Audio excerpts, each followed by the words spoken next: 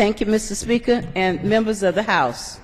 As I rise today to speak against this flawed violence against women that the House is presenting, let me point out this picture.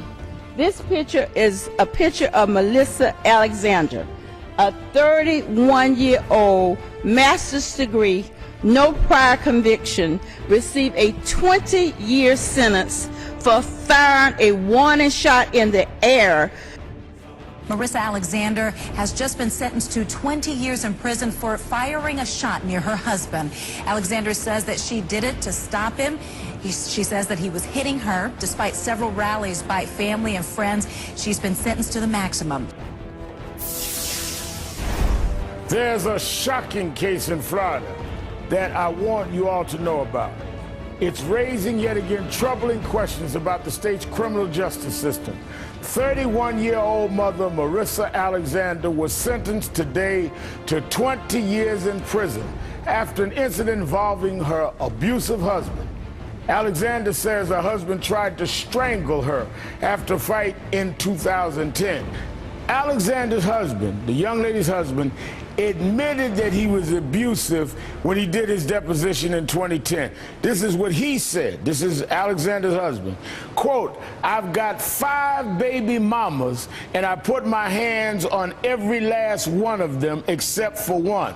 I physically abused them, physically, emotionally. They never knew what I was thinking, what I would say, or what I might do."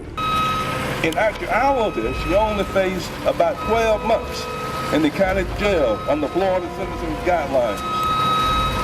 Therefore, as arrested by the police, Marissa's maximum possible sentence was 12 months in the Duval County Jail.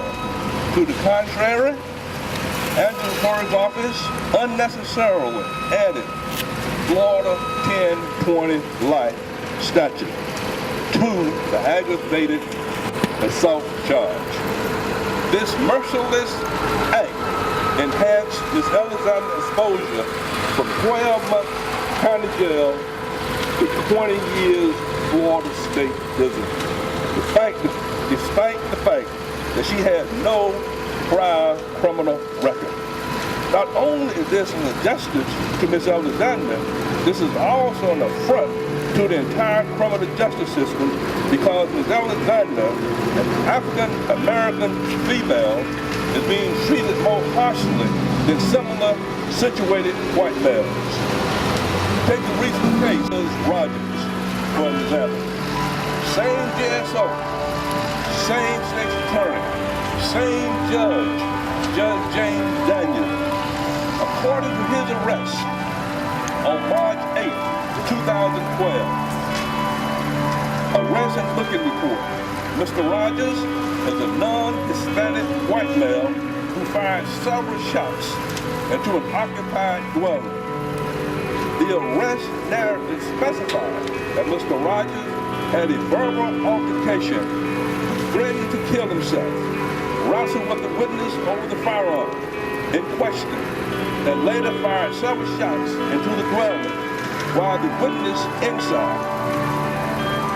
Mr. Rogers was arrested for shooting, throwing deadly missiles into a dwelling.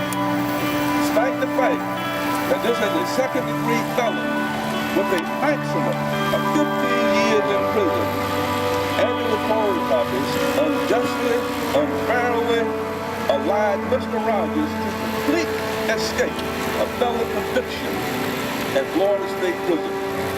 After firing several shots into an occupied dwelling that he had no doubt intended to result in death, Ms. Curry's office allowed a documented, dangerous, and suicidal suspect to receive a withhold of adjudication of guilt and served only 8 months in the Duval County Jail, followed by 1 year of house arrest without an ankle monitor.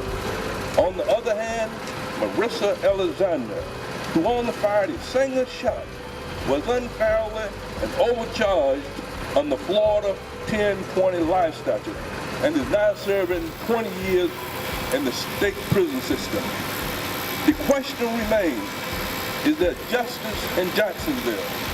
same GSO office, same judge, same state's attorney's office. And we feel that judges should have the authority to decide an appropriate sentencing after hearing all the unique circumstances of any case. Is there injustice in Jacksonville? This is the reason why we are marching on March 29th, not May 29th, not only on behalf of Marissa Alexander, but all those other people that have been overcharged by this state's attorney here in Jacksonville. Thank you very much.